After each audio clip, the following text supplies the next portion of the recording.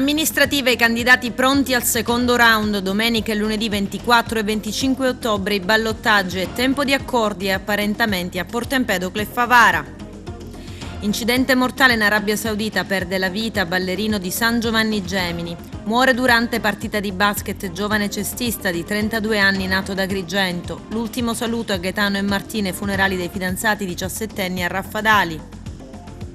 Benemerenza civica al generale della Guardia di Finanza Ignazio Gibilaro, minacce di morte rivolte agli agenti di polizia del commissariato di Canicattì, arrestato pregiudicato.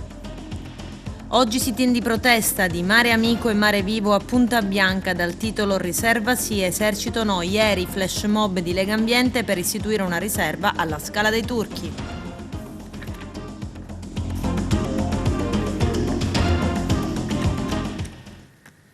Bentrovati gentili telespettatori al nostro appuntamento con l'informazione. In apertura un'ampia pagina dedicata alla politica, i candidati pronti a giocare il secondo round delle amministrative, il ballottaggio dal 24 e 25 ottobre prossimi. Partiamo da Porto Empedocle, il candidato sindaco Salvo Iacono per aggiudicarsi la vittoria sceglie di puntare su condivisione e sinergia che si traducono in apparentamenti con UDC, Fratelli d'Italia e Primavera Empedoclina. Il servizio di apertura è del nostro direttore Arturo Cantella.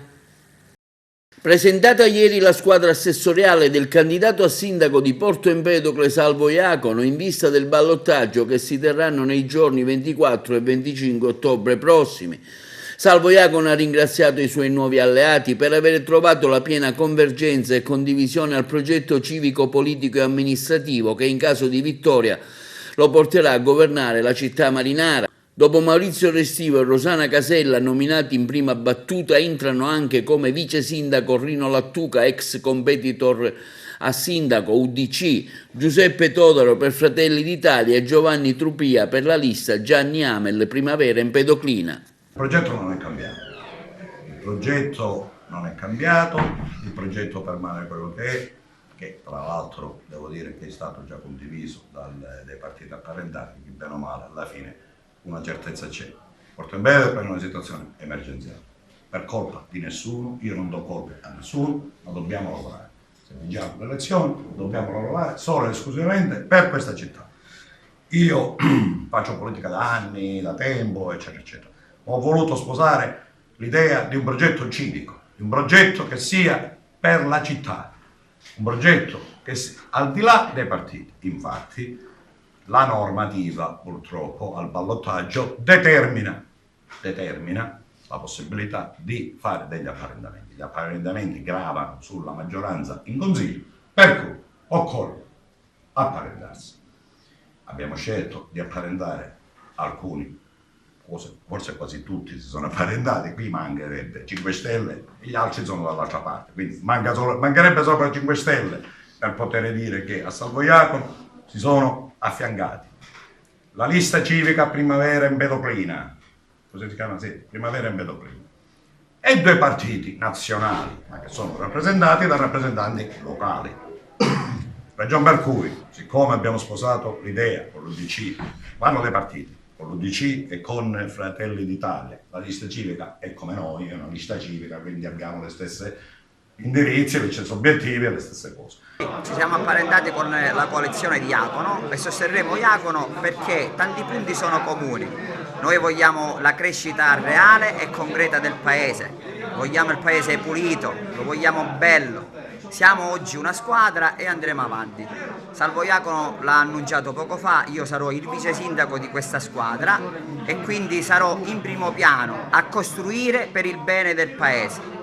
Noi vogliamo seriamente per un po' di anni dedicarci esclusivamente alla città. C'è una città nostra che è una città disastrata da tutti i punti di vista, un degrado che non si era visto mai negli anni da 20 anni a questa parte, quindi noi ci vogliamo spendere per questa città, vogliamo dare tanto, perché le città, gli empedoclini meritano una città migliore, perché negli anni passati la nostra Porto Empedocle è stata una città di punto di riferimento di tutta la provincia di Agrigento e vogliamo ritornare ad esserlo.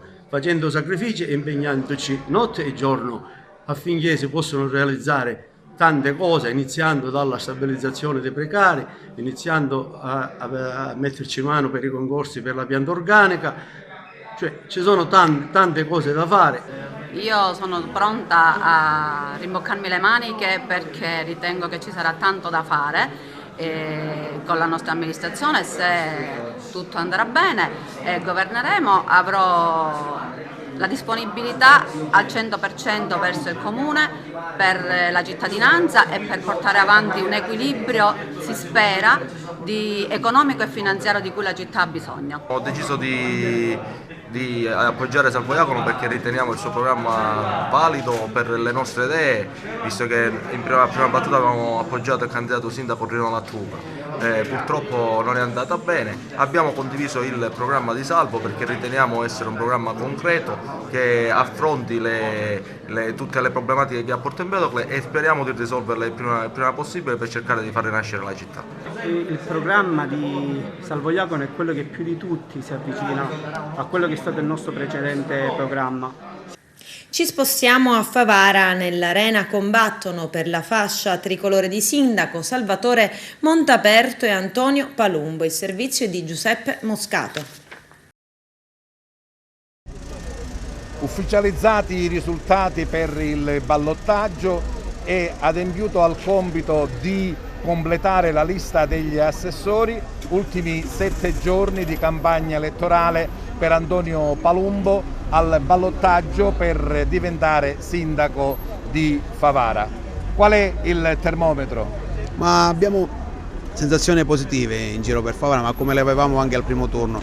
Tanta gente ci ferma, tanti ci fermano per le strade, ci chiedono i fatti simili, parlano con noi, c'è un clima, un'area positiva. E noi siamo fiduciosi per il risultato finale, anche perché notiamo l'affetto e l'entusiasmo della gente con noi. Completato il quadro degli assessori, si conferma il quadro politico dello schieramento di Favara per i beni comuni, del PD e dell'altra Favara. Ma certo, noi avevamo un progetto già pronto per governare, all'interno del nostro gruppo ci sono tutte le competenze, le professionalità, le sensibilità per poter governare bene questa città. Non avevamo bisogno di pescare all'esterno perché il nostro era un progetto costruito già per vincere e per governare questa città. Altri, ahimè, hanno dimostrato di non avere le idee chiare, di non avere un progetto politico e di essere costretti a ricorrere all'esterno per poter completare la squadra assessoriale. In caso di vittoria di Palumbo però purtroppo la legge dice che non avrà la maggioranza, è un problema? No, assolutamente no, non penso, perché intanto abbiamo avuto la fortuna di avere un buon consiglio comunale eletto. Vedo tanti giovani, persone competenti, preparate, che penso che manterranno la promessa fatta in campagna elettorale, cioè quella di lavorare per il bene comune, e in quel caso troveranno in me sicuramente una persona che aprirà un confronto, un dialogo costante, il nostro modo di operare alla fine. Siamo sicuri che sulle proposte serie per la nostra città troveremo una sinergia nel rispetto dei ruoli. Ahimè mi duole però considerare che ci sono alcuni che già hanno fatto dichiarazioni di guerra. Penso che queste persone non abbiano a cuore le sorti di Favara e sono solo persone che tirano per la poltrona. Quelle le metteremo da parte in consiglio comunale purtroppo.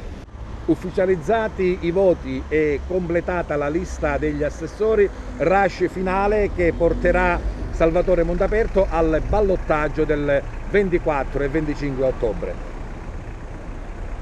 Allora, noi abbiamo completato la squadra assessoriale con l'aggiunta di 2 nuovi inserimenti: Anna Barba, direttrice delle poste, e per quanto riguarda Russello Carmela voglio specificare che è esclusivamente un assessorato di natura tecnica, perché non serve al dottore Montaperto o Totò Montaperto, ma serve per le sue competenze alla città di Favara. Qualora io fossi eletto, sarà un valore aggiunto di notevole portata. Ci stiamo preparando, considerando il grande entusiasmo che mi circonda, stiamo aggiustando e riparando qualche deficit che abbiamo avuto nella prima parte, soprattutto dal punto di vista mediatico. Abbiamo avuto qualche carenza da questo punto di vista, stiamo cercando di rimediare, ci stiamo attrezzando, continueremo a contattare direttamente le persone, spiegheremo le nostre buone intenzioni, spiegheremo il nostro programma, metteremo in evidenza le grandi contraddizioni che caratterizzano lo schieramento avverso. Indubbiamente un'analisi del voto era necessaria, lo schieramento unito avrebbe vinto abbondantemente al primo turno, lo schieramento di centrodestra diviso adesso deve andare al ballottaggio. Quale sarà il prosieguo del centrodestra? Lo consideriamo come se fossero state delle primarie, chiaramente ci sono state delle incomprensioni di natura diversa che riguardo la politica prettamente politica. Stiamo cercando di recuperare rapporti interpersonali, per cui siamo fiduciosi nell'avere un contributo da parte dall'altra coalizione di centrodestra. La balena bianca fa ritorno nei municipi in Sicilia e lo fa grazie a Toto Cuffaro, ex presidente della regione Sicilia. La Democrazia Cristiana si prende la sua rivincita nei comuni in questa tornata di amministrative con risultati lusinghieri. A Favara, centro dell'Agrigentino, addirittura è risultata il secondo partito. Giuseppe Moscato. La Democrazia Cristiana, primo partito a Favara, che elegge ben 3 consiglieri comunali, ottimi risultati anche nelle altre città dove si è presentata. Presidente Cuffaro, è un ritorno al passato o sono solide basi che rilanciano per il futuro? La Democrazia Cristiana è un partito storico, dal cuore antico, ma che sta coniugando la sua vita in chiave moderna, in chiave di giovani e di tante donne che stanno militando nella Democrazia Cristiana nuova. A Favara un successo straordinario, siamo il primo partito, ma all'insegna della solidarietà, dell'impegno, della disponibilità nei confronti delle persone, ma soprattutto all'insegna del rigore morale e della legalità. Quella legalità che credo abbiamo il dovere non soltanto di parlarne, ma anche e soprattutto di vivere, di comportarci legalmente, perché la Democrazia Cristiana nuova non deve fare gli errori che ho fatto io, deve essere un partito che guardi con profondo rigore morale all'impegno, spiegando alle persone che la storia, la cultura, l'idea, l'amore per le cose, l'amore per la città, la difesa dei valori, della famiglia, degli anziani, della solidarietà, sono le scelte che dobbiamo portare avanti e che devono essere il vivere del nostro impegno quotidiano. In tutte le cose che riescono bene uno cerca di trovare qual è stato il segreto, qual è stata la strada giusta da intraprendere e a volte anche quali sono state le contingenti che hanno portato a questo risultato. Qual è la riflessione di Toto Cuffaro? La riflessione che faccio a Favara, ma che ho fatto dovunque la Democrazia Cristiana ha avuto un buon risultato e dovunque ci siamo presentati, è che noi abbiamo rivoluto portare nella scheda elettorale un'idea, abbiamo voluto ridare ai siciliani la possibilità di esprimere un voto ideologico.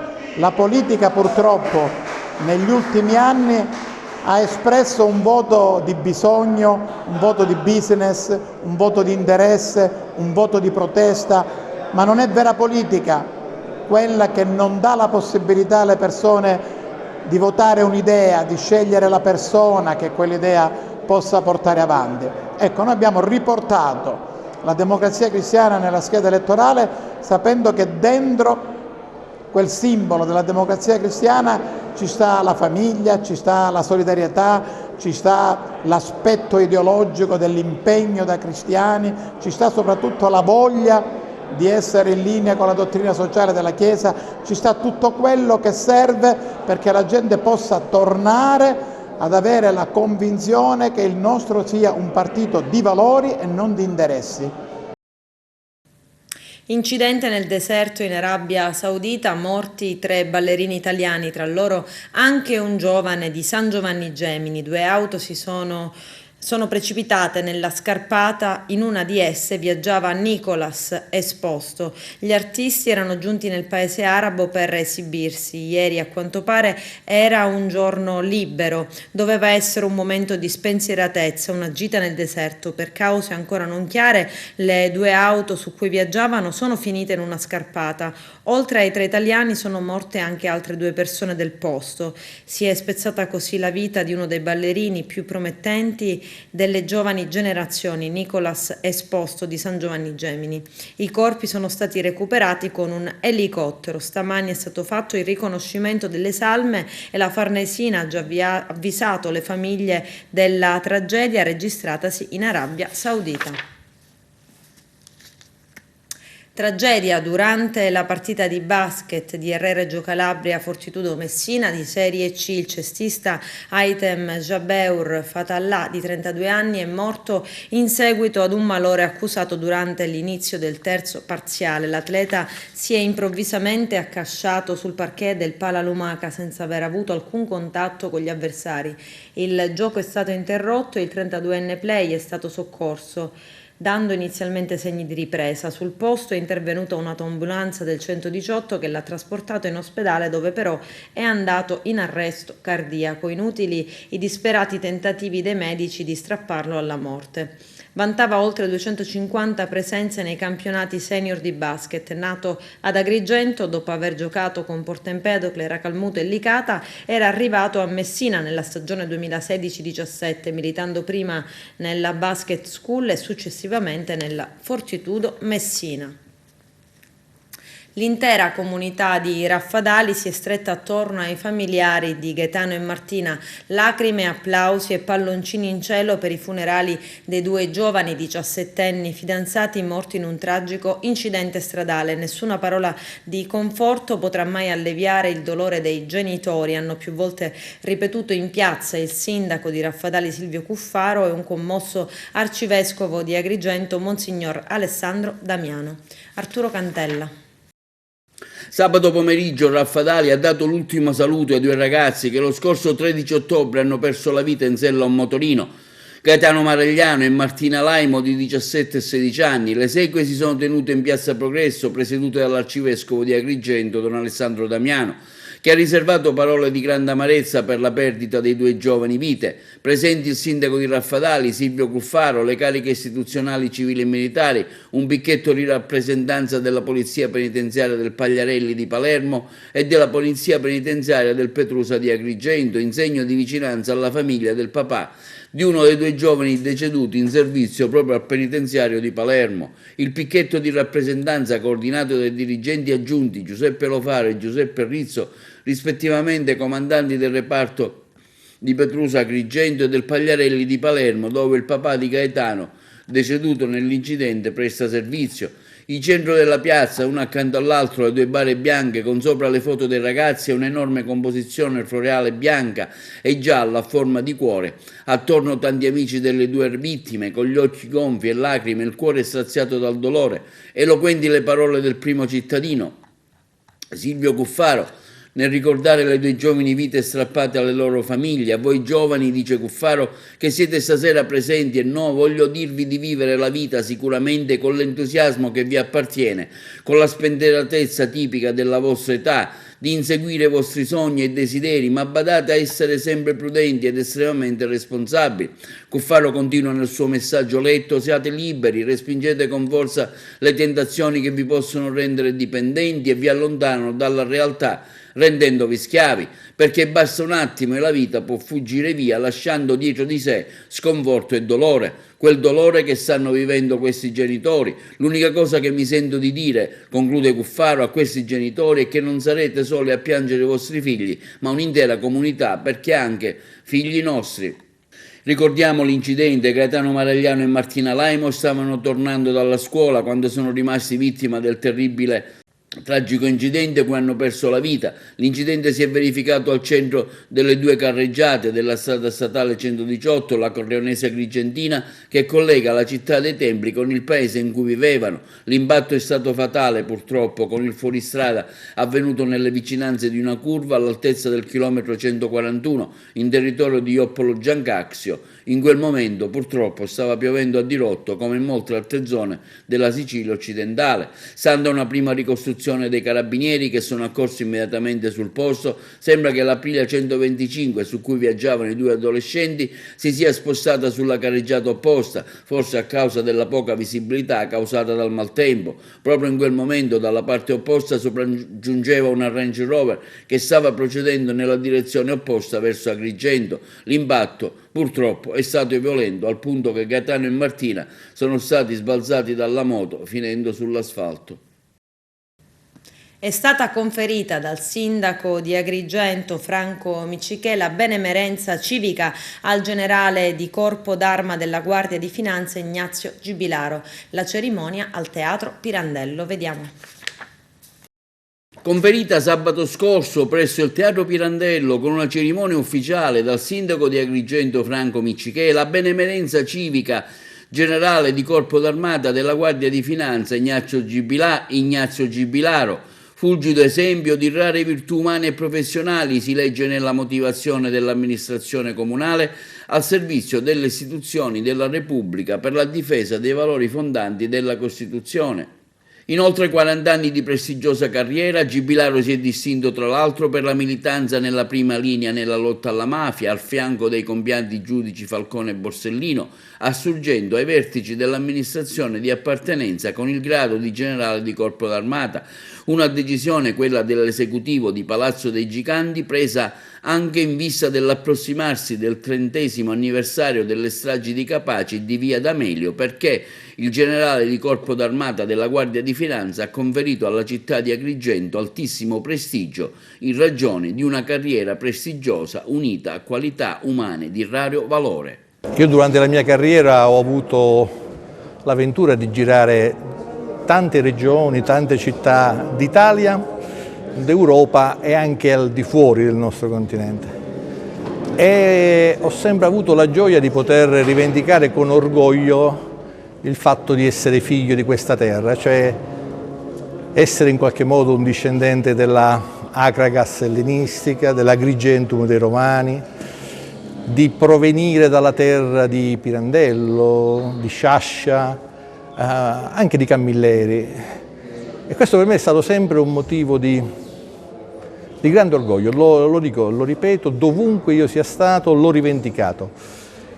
E allo stesso tempo mi farebbe piacere che questa terra crescesse sempre più nel prestigio, nell'autorevolezza, non solo guardando a questo grande, straordinario, bellissimo passato e alle sue bellezze, ma anche per le realizzazioni del presente e di un futuro prossimo. E allora vengo qua con gioia e con la speranza di portare un pizzico di fortuna in più a questi territori, affinché vi sia veramente per soprattutto le nuove generazioni di questi territori un progredire, un migliorare da un punto di vista economico, sociale e anche culturale, anche se proprio la cultura forse è il nostro punto di maggior forza grazie a un passato straordinario.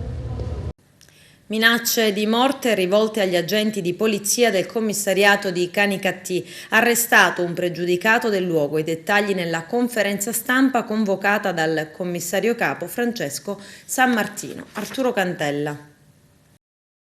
Un noto pluripregiudicato è stato arrestato a Canicattì dagli agenti del commissariato della Polizia di Stato sotto il comando del comandante Francesco Sammartino. Il pluripregiudicato aveva anche minacciato i locali poliziotti di morte a seguito di percorse che lo stesso aveva fatto nei confronti dei suoi familiari e della moglie, che poi sono stati condotti dai poliziotti in un luogo privato per la loro incolumità. L'appello che viene fatto oggi dai poliziotti è quello ai cittadini a collaborare e avere fiducia nella giustizia. Purtroppo di Canicattì. Sì, tutto nasce esattamente 6 giorni fa sostanzialmente, quando questo soggetto, come già avete pubblicizzato, aveva commesso una rapina, un danneggiamento, aveva minacciato tutte le forze dell'ordine di Caricattì che giungevano sui luoghi dell'intervento. Per questi fatti lui è stato tratto in arresto e condotto presso la casa circondariale di Agrigento. L'arresto è stato convalidato e su disposizione del GIP è stato condotto agli arresti domiciliari a casa sua a Caricattì, dove ahimè in questi giorni ne ha combinate di cotte e di crude, ci ha fatto lavorare veramente tantissimo. Un particolare ringraziamento, permettetemi, di rivolgerlo al personale del commissariato di Canicattì, che non si è risparmiato per tempo e fatica in questi giorni, anche liberi al servizio hanno tentato in tutti i modi e alla fine ci siamo riusciti a rintracciarlo e a ritradurlo in carcere, questa volta al carcere di Trapani, su disposizione sempre della Procura della Repubblica di Agrigento, perché visto le reiterate violazioni degli arresti, delle prescrizioni previste per gli arresti domiciliari, il soggetto quindi è stato condotto, come dicevo, a Trapani.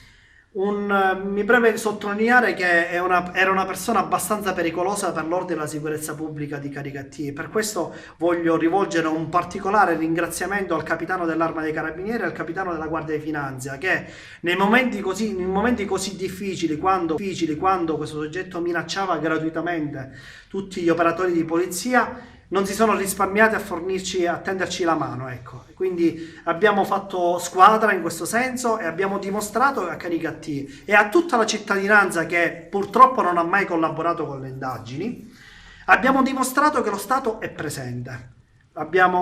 Stiamo notificando parecchie misure di prevenzione tra avvisi orali e fogli di via. Il signor Questore è abbastanza puntuale e preciso sotto questo punto di vista, quindi spero vivamente che da questo giorno in poi, ecco, permettetemi una battuta, sia l'alba di un giorno nuovo, gli esercenti di Caricattì e la cittadinanza di Caricattì possa finalmente collaborare con la Polizia di Stato.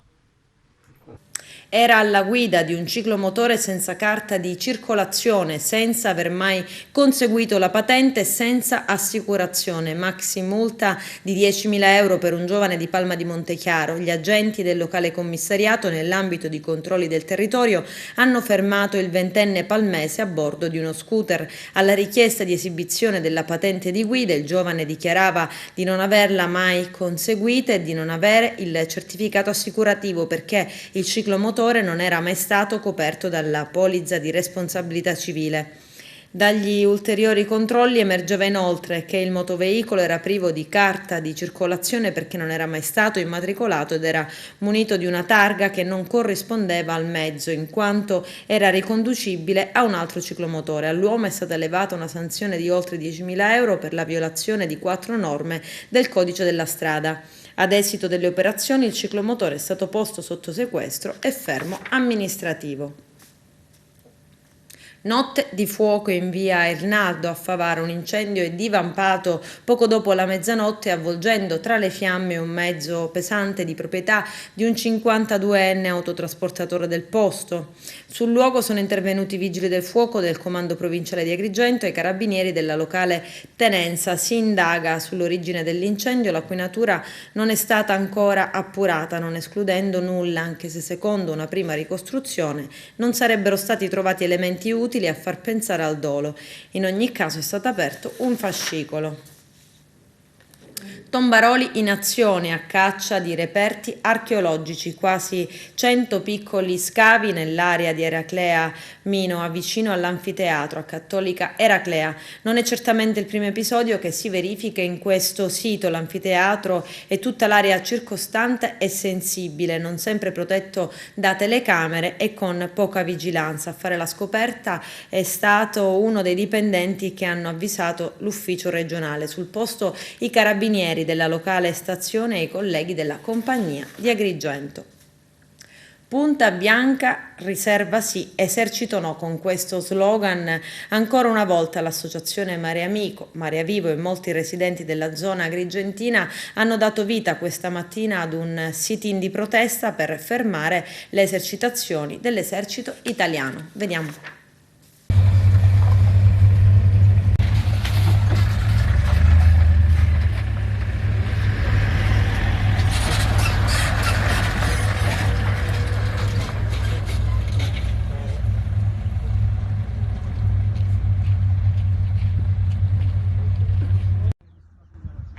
Oggi per il 63esimo anno consecutivo sono iniziate le esercitazioni militari a Punta Bianca.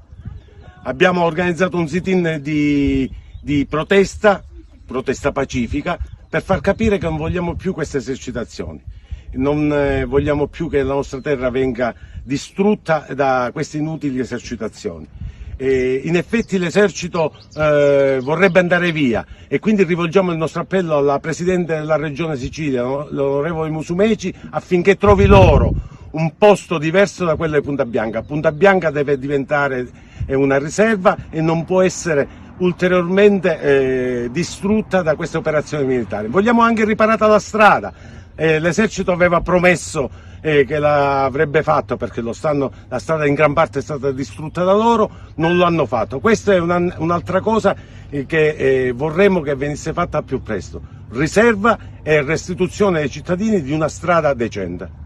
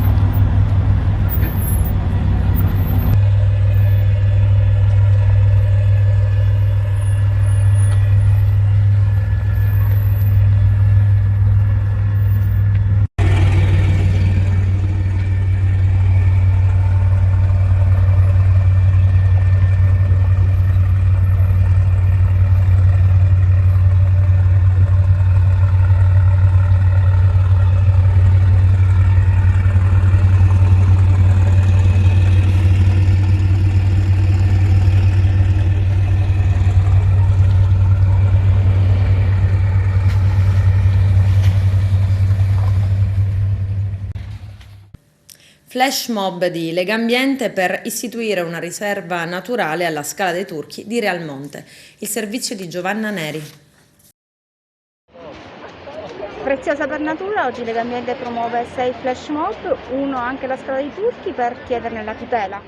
Sì, oggi in Sicilia abbiamo promosso 6 flash mob per continuare la nostra campagna Preziose per Natura, con la quale vogliamo sollecitare il governo regionale a implementare il numero delle aree protette, anche delle aree marine protette, quindi di tendere verso quel 30% di territorio e di mare tutelati, per come ci impone la Comunità Europea entro il 2030. La Sicilia da questo punto di vista è già a buon punto, perché abbiamo un 21% di territorio protetto. Riteniamo che bisogna produrre questo scatto e che la Scala dei Turchi, per esempio, sia uno di quei siti che necessitano al più presto di un sistema di tutela e anche di un nuovo sistema di fruizione, perché la gente ovviamente oggi reclama di tornare a fruire la Scala dei Turchi, ma non possiamo pensare di ripristinare il modo folle in cui la Scala è stata fruita negli anni passati. Quindi questo nostro flash mob serve soprattutto a questo. Legambiente chiede che Scala dei Turchi diventi una riserva naturale. Cosa cambierebbe? Beh, cambierebbe che in questo momento la spiaggia della Scala dei Turchi è liberamente fruita, anche se diciamo, la parte del clou è ancora sotto sequestro.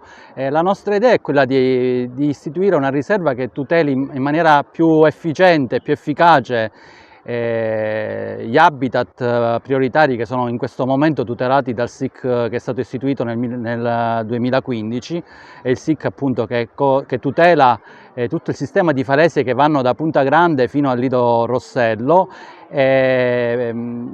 tutela degli habitat prioritari che sono legati alla vegetazione della flora mediterranea, che in questo momento risulta anche minacciata molto spesso dalle attività antropiche e dall'eccessivo peso non regolamentato della fruizione turistica. La nostra idea è quella di istituire una riserva che soprattutto tuteli la Scala dei Turchi in quanto bene paesaggistico, quindi con un contingentamento delle presenze sul modello che abbiamo sperimentato la scorsa estate nell'isola dei Conigli a Lampedusa, nella riserva che gestiamo a Lampedusa.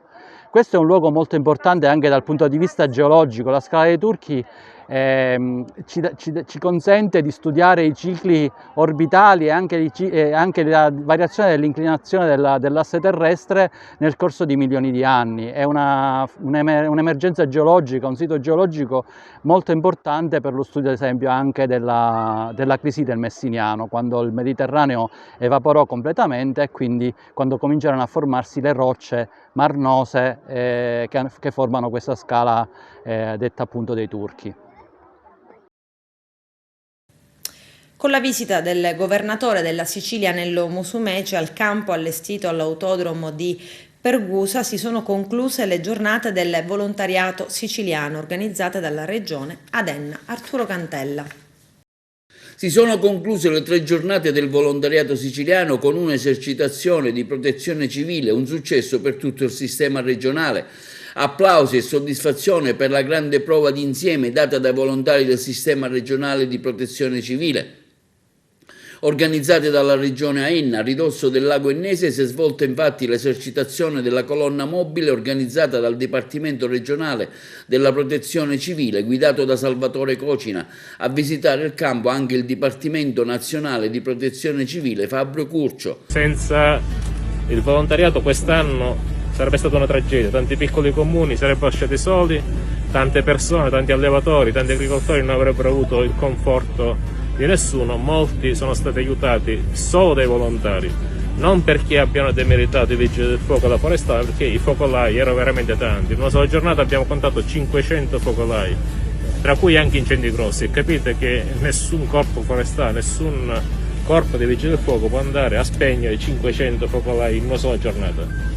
La 3 giorni è stata conclusa anche con la visita del governatore Nello Musumeci, che ha affermato come il volontariato rimane uno dei valori più importanti della nostra società, per il servizio gratuito che offre, per la rivendicazione e riaffermazione del principio di solidarietà, per la partecipazione democratica alla formazione di una coscienza sociale. Il volontariato è un valore importante della nostra società per una serie di ragioni.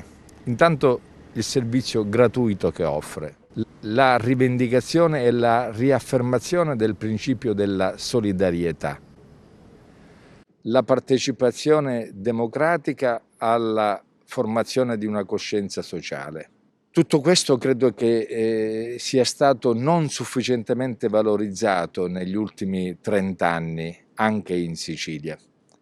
Noi oggi vantiamo una struttura sul territorio autonoma fatta di associazioni, di gruppi più o meno organizzati, cui guardiamo con grande interesse.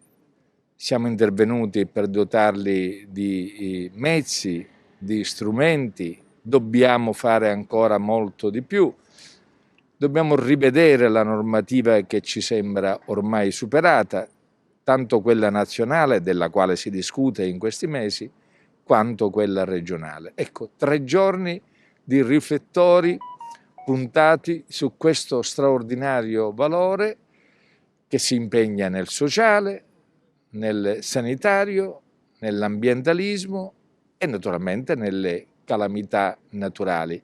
E a questo proposito devo esprimere grande apprezzamento per il Dipartimento della Protezione Civile per aver organizzato proprio a chiusura della nostra 3 giorni di Enna una esercitazione della colonna mobile che si è accampata ai bordi del lago di Pergusa e che dimostra in maniera plastica come i nostri volontari in Sicilia siano assolutamente pronti, motivati, carichi di adrenalina per intervenire ove serva, speriamo mai, tanto in Sicilia quanto nel resto d'Italia.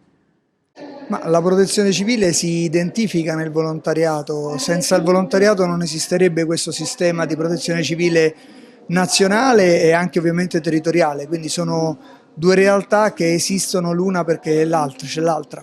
La pandemia purtroppo ha impegnato la protezione civile e i tanti volontari che in tutte le fasi si sono adoperati sin dal primo momento, dalla gestione dei momenti più drammatici fino alla possibilità di realizzare la campagna di vaccinazione che in Italia ha dato eccellenti risultati e sta dando eccellenti risultati, quindi il volontariato sempre impegnato in prima fila. E questo ha aumentato un po' la vocazione, sì, in qualche caso c'è stata una vocazione più ampia di persone che hanno compreso come sia bello donare e sia bello donare il proprio tempo in una maniera strutturata, organizzata e formata. Adesso c'è la pubblicità, a tra poco vi aspetto. La Sicilia registra la più alta percentuale di Novax, cittadini che per paura o personali convinzioni hanno scelto di non sottoporsi a vaccino anti-Covid-19. I dettagli nel servizio. Minuscoli, inferiori numericamente rispetto alla stragrande maggioranza, eppure sanno esprimere meglio di tante parole e sentimenti più profondi.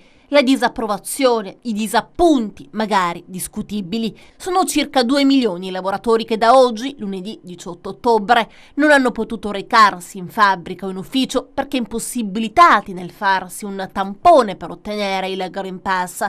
Purtroppo le farmacie e le strutture pubbliche e private dedicate a questo servizio non sono in grado di compiere giornalmente un numero di test sufficienti per coprire la domanda.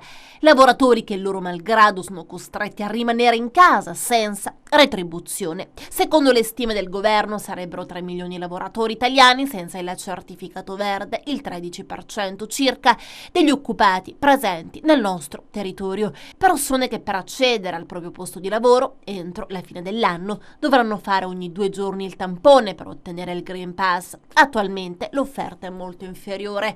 Per fare un esempio, venerdì il numero di tamponi realizzati in Italia è stato di poco superiore a 506.000, ipotizzando un aumento della produttività da parte delle farmacie e delle strutture dedicate a fare questi test. Oggi il numero complessivo potrebbe salire fino a 700.000. Se a questo numero aggiungiamo le oltre 300.000 persone che per ragioni di salute non sono obbligate al possesso della certificazione, rimarrebbero senza pass circa 2 milioni di lavoratori. La regione più Novax è la Sicilia, la percentuale è pari al 24,3% ed è costituita da 625.565 persone non vaccinate, seguono la Calabria, la provincia autonoma di Bolzano con il 22,7%, la Valle d'Aosta e le Marche con il 20,4%. Le situazioni più virtuose invece si riscontrano in Lombardia, nel Lazio e in Toscana.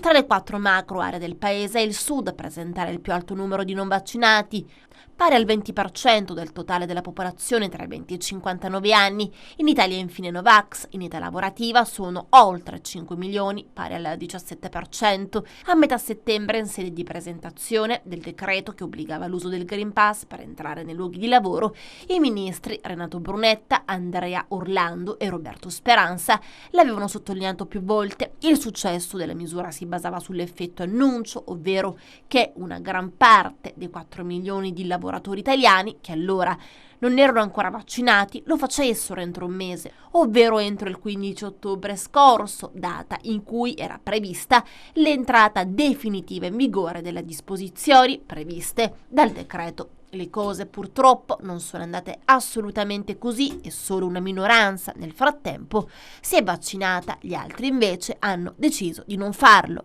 istigando nel frattempo anche le proteste e le manifestazioni.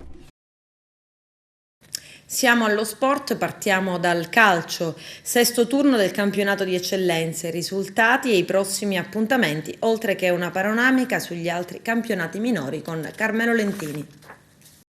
Come avevamo ipotizzato nei giorni scorsi, ancora una volta la classifica generale si è rimodellata e spetta all'Akragas nel recupero con il Monreale cercare di vincere per appaiare sia il Canicattì che la Mazzaresa in alta quota. Ago della bilancia e questo turno è stato proprio il Pro Favara che con una rete di Aureliano nel primo tempo causa la prima battuta d'arresto con l'ex capolista Don Carlo Misilmeri a conclusione di una gara maschia e giocata a fronte alta da entrambe le squadre. Scivola anche la Nissa sul campo di Marineo dopo una settimana tormentata da alcune partenze importanti di prima squadra. Chi conquista la vetta insieme al Canicattì è la sorprendente, ma non troppo a questo punto, Mazzarese, che è andata a vincere sul campo del Castellammare. Per quanto riguarda le agrigentine, a parte il Canicattì che ha vinto nell'anticipo del sabato sul campo del CUS, il Casteltermine di Pinola Bianca si ferma sul pari interno con l'Ostico Parmonval. Solo un pari invece dell'Unitas Sciacca, che non riesce a superare in trasferta i padroni di casa del Dolce Onorio Marsala. Finale risicato per il Mazzara, che dopo la sconfitta del Seneto di domenica scorsa si riscatta battendo e superando l'Enna per 1-0 grazie ad una rete di Guaiana. Mercoledì tocca all'Acragas sul neutro di Partanna Montello con il Monreale, che solo vincendo potrà accaparrarsi la vetta della classifica in condominio di Canicattì e Mazzarese. I risultati di questa sesta giornata vedono Castellammare e Mazzarese 0-3, Casteltermini Parmonval 2-2, Favara batte Misilmere 1-0, Marsala e Sciacca 0-0, Mazzara batte Enna 1-0, Marineo batte Nissa 2-1, Monreale Acragas si gioca mercoledì 20 ottobre e poi ci sarà CUS Palermo Canicattì giocata sabato invece, che è terminata 0-2. In promozione pesante sconfitta del Raffadali nell'anticipo del sabato sul campo della capolista Resuttana San Lorenzo.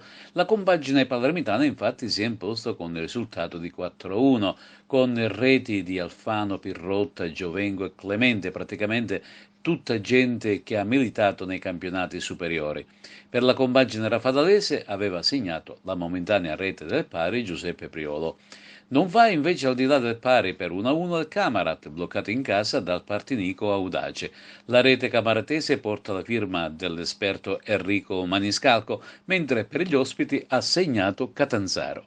In classifica generale vola il Resuttana con 15 punti, seguito a 3 da Ganci e Cefalù, mentre a 10 si ritrova il Raffadali in compagnia di Fulgatore, Alcamo e San Vito Lo Capo, più staccato il Camarat con 7 punti. Ma domenica prossima il Raffadali torna in casa con il San Vito Lo Capo, mentre il Camarat è ospite del Fulgatore. In prima categoria Girone B, vittoria casalinga dell'Empedoclina sul Master Pro, grazie alla rete di Dumbia. Finisce in parità il derby del Saraceno tra Ravanusa e Atletico Favara, 1-1.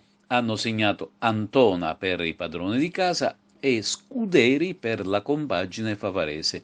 Infine ha perso ad Aspra il Gemini per 2-1. In classifica generale a guidare è rimasto da solo il Bagheria con 10, seguito a 9 dall'Aspra ed a 7 dall'Atletico Favara. A 6 si ritrovano Empedoclina e Gemini, mentre il Ravanusa è più staccato a quota 4. In seconda categoria Girone B, nuova prodezza del Muxar che supera 2-1 l'Acquaviva e si porta a 2 lunghezze dalla vetta. Vince con lo stesso risultato il Campobello, che supera l'Atletico Villalba. La Virtus di Favara in anticipo del sabato ha perso sempre per 2-1 sul campo del Marianopoli. Nel girone A invece bella vittoria esterna sul campo del Colomba Bianca dell'Alessandria della Rocca per 3-2. Le reti alessandrine portano la firma di Noto, Sedita e Greco Ferlisi. Alessandro De Cara, allenatore dell'Aragona, esordio vincente a Palma contro la Gattopardo per 4-2.